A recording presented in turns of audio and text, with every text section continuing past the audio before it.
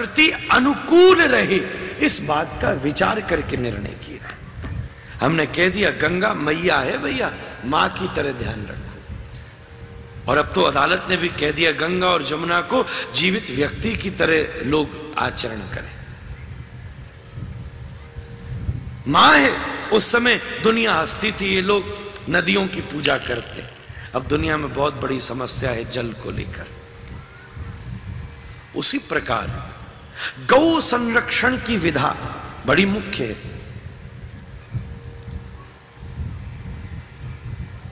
अगर गौ संरक्षण हो, गंधद्वाराम दुरादर्शाम इष्टपुष्टाम करीषणीम, ये करीषणीम शब्द का प्रयोग चर्चा चल रही थी। वेद का मंगल में मंत्र है, ये उचित प्रयोग किया। करीश, ये जो इकोलॉजिकल इम्बैलेंस हुआ है, अंग्रेजी का शब्द है, हिंदी में कहूं तो ये जो पर्यावरण का परिवर्तन हुआ है।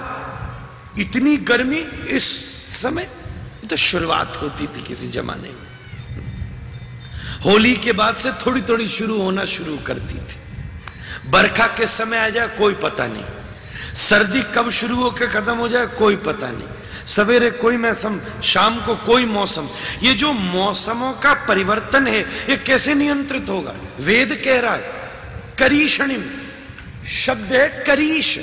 करीश संस्कृत में कहते हैं सूखे हुए गोबर को।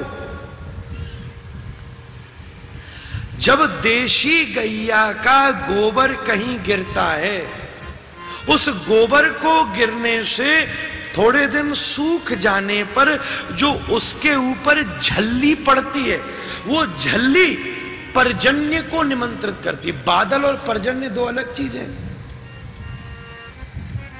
पर्जन्यों को निमंत्रित करती है, जो पर्जन्य पूरे पृथ्वी को के वातावरण को मानवोनुकूल बनाते। वर्षा कब हो, कितनी हो, अकाल समाप्त हो जाए। जिस भूमि पर बहुत ज्यादा अकाल पड़ रहा है, मैं सत्य कहता हूं, वहां 10-20 हजार देशी गैया रहनी शुरू हो जाएं, उनका गोबर गिरना शुरू हो जाए, उस भूमि पर विचरण करना शुरू करें। स्वयं बैल घूमे, धर्म का स्वरूप है, बिजार घूमे, गैया घूमे बंजर भूमि पर, और अगर उनका गोबर वहां गिरे और धूप के ताप से वो गोबर सूखे और उसके ऊपर करीश जमे और गंधद्वारा उस गोबर की गंध व्याप्त हो, वेद का मंत्र है। असंभव है अगर थोड़ी देर में अकाल समाप्त न हो जाए तो। वेद कह रहा है